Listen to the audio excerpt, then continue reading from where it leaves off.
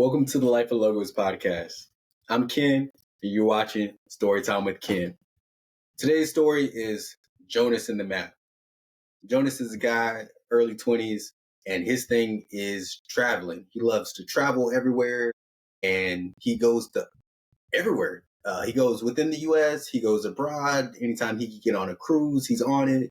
And he just loves map making. So his thing is, ever since he's been a kid, is in his house, he has this wall, and he will take a place and totally from memory, he will write down all the places of an area. So he'll do the mountains, he'll write down the alleys, the streets, the places to eat, and he'll put pins on exactly places he's been. He recommends other people goes, and it's dope. It's just really dope, and he enjoys it. Good fun. And he has his girlfriend, and his girlfriend is like really enamored with the wall at first. She's like, Jonas, like, this is amazing. I love what you've done here. It's really cool, like, centerpiece to your place. Like, it's awesome. One, aesthetically, but also, like, you've been to all these places? That's crazy. And Jonas is kind of flexing. He's like, yeah, that's what I do. If you need somewhere to go to dinner, like, you need like a brunch spot, you need a day spot, I got that. And his girlfriend's like, that is so cool. So they go on all these cool dates. They're riding around. She's enjoying it. It's fun. And she's telling her friends, Jonas knows all the places to go. Like, he just knows everywhere. He knows everybody. And it's amazing. It's great. And Jonas is like feeling himself. He's like, yeah, man, it's what I do. It's what I do. They're going on hikes and stuff. When they travel, they go on like these vacations and stuff. And Jonas is able to go, this is a cool spot. Maybe we should go around this side because, like, that's not really, it's a little sus over there. But every time they go somewhere, Jonas writes it on a map and boom, he puts it on his wall. Over time, his girlfriend starts to ask more and more questions. Where are you going? Is it safe over there? I've heard things. I've been on Reddit. I've been on Yelp. And people aren't really reviewing these places well. Are you sure you should be over there? Jonas is like, I'm a traveler. This is what I do. This is my passion. I love this. And his girlfriend's like, okay, yeah, I just don't think that's the wisest thing you can be doing right now. And Jonas is like, okay, cool.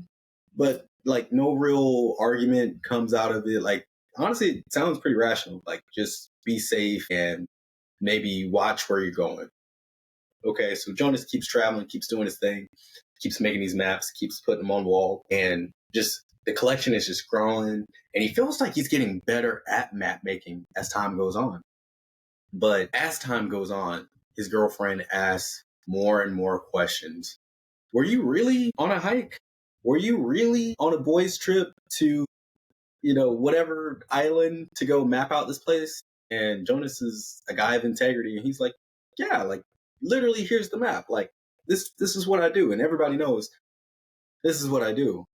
His girlfriend's just like, okay, well, you're just gone awfully early in the morning and you come back pretty late. It's just, I don't know if I trust that, but sure. And Jonas is like, well, I'll just be more mindful of the time. So Jonas goes on less trips and he shortens them to be in the most appropriate time of day. He's not out too early. He's not out suspiciously late. He tailors it so he's right there when he needs to be for his girlfriend. Time goes by. He continues to do his thing. He's adjusted how he makes his map. But because he's not out for as long of a time, he can't get as detailed of maps as he'd normally get. Because, again, granted, he'd have to draw that map a lot faster because you see a lot less when you're not there early in the morning or late at night. So Jonas, his map making is starting to shrink over time. And honestly, like, life starts to catch up. And because his girlfriend keeps constantly antagonizing him and keeps interrogating him about like where he's going, how long is he going to be there, she's asking, is it safe? And, maybe you shouldn't go there. He's like, man, maybe I'll just not do this as much. Maybe I'll just either pick up another hobby or just, I don't know. Like, he's really at a crossroads where he doesn't know what to do. Time goes on and he says, you know what? There's one trip I really want to go to. There's an island not too far away. There's a day trip kind of situation. I get on a boat early in the morning. I get back decently in the afternoon, evening time, and it should be a real quick down and back. And I can see so many great things.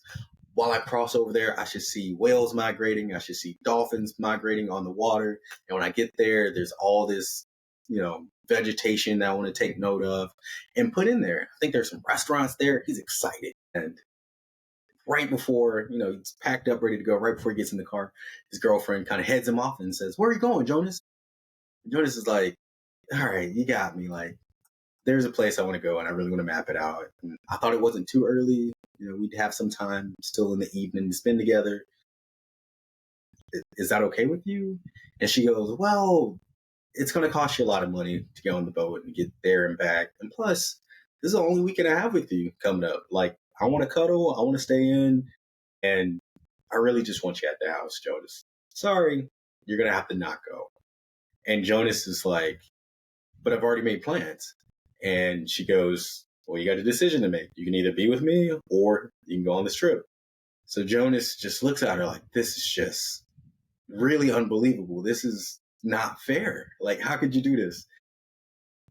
He just looks at her, hangs his head, and says, "Fine, whatever." And he goes, he hangs out with his girlfriend. He has a decent time. And she's on cloud now. And she's like, "Yeah, I got him to hang out with me. We're having fun. Having so much fun, aren't we, John? Are we having fun?" And he's like, "Yeah, I guess. But like, I really want to make this map." And he's like, "Oh, it's cool, whatever." So they have a day. When they come back from wherever they went, he comes back in. They're going to watch movies.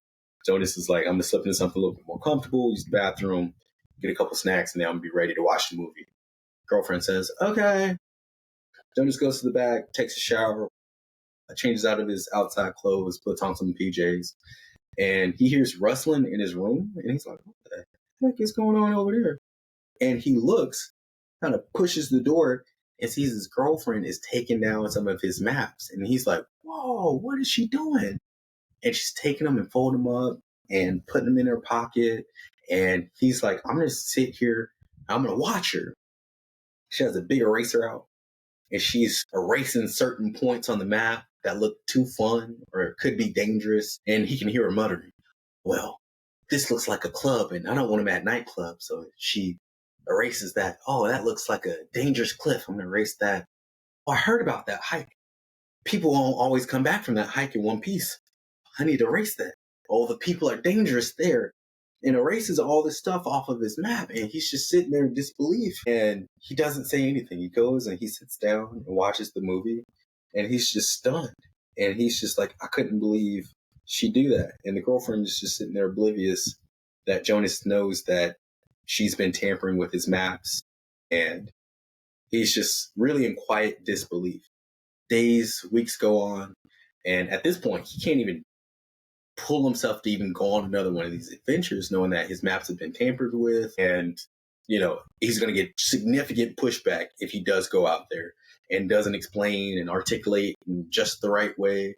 "Hey, I'm going to this place and this is how I'm doing it. And these are the people who are going to be around." So he's like, "I'm just not even going to go." Until one day his buddy says, "Hey, dude, Jonas, it's been freaking months. We got to go. There's a volcano erupting soon on this one hilltop that's maybe 40 minutes away. We got to go see it. It's going to be epic. All the things around. There are restaurants around. There are bars around. There will be people celebrating. There are all these cool, like, little niche alleyways in this small town. Come on, dude. You got to do it." Jonas is like, but my girlfriend." And his friend is like, typical dude friend, "That don't matter, bro. You need to go." And he's like, "All right, then. Cool. One time." So Jonas, he gets up at the butt crack of dawn. Early. The sun is just peeking over the hills and the mountains. And Jonas looks over left, looks over right. Girlfriend's still sleeping in bed. He's like, "All right, cool." Packs a quick and dirty bag. Throws stuff in the bag. And he's not even sure if he has everything that he would normally take mapping. He's got a notebook. He's got a couple pencils, couple pens. He's got a couple erasers. He's got his camera, and he's got a charger. That's really it. He's like, that's got to be bare minimum. I should be good. So he sneaks out and he's like, I shouldn't feel bad for just doing this simple thing that I love to do, but I got to do it. I can't miss another one of these. So he closes the door very quietly behind him, looks over his shoulder nervously, and jumps in the car. Boom! Gets in the car, hits. He got to press the start. He just hits the button. Boom! Slaps the press to start. Boom! Floors it out. And he meets up with his buddy.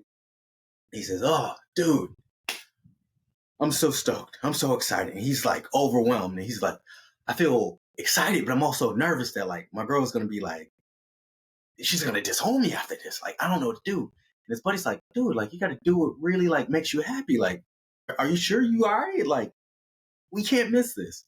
And he's like, all right, you're right. You're right. Let's just get coffee. I'm still waking up. Like, can we go to a diner real quick and maybe get like bite to eat? His buddy goes, yeah, like, let's do that.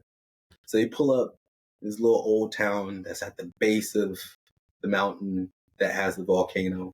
So they pull up and they get in there, and Jonas, he orders his coffee, a couple eggs, some grits because he's Southern, and some bacon. And he's waiting for his stuff to come. He gets his coffee, he's sipping it. And there's an older couple in a booth behind his buddy. So like Jonas is sitting here, his buddy's across from him, and behind his buddy is a booth with two old people. And two old people are sitting shoulder to shoulder on one side of the booth, facing Jonas, and they have a map out, and they're laughing and they're giggling, and you know the old lady's hitting the old man on the shoulder, and he's he's laughing with his head back, and they're just really enjoying their time. And Jonas is overwhelmed at seeing how these two people are really bonding over a shared activity, especially something that he specifically loves.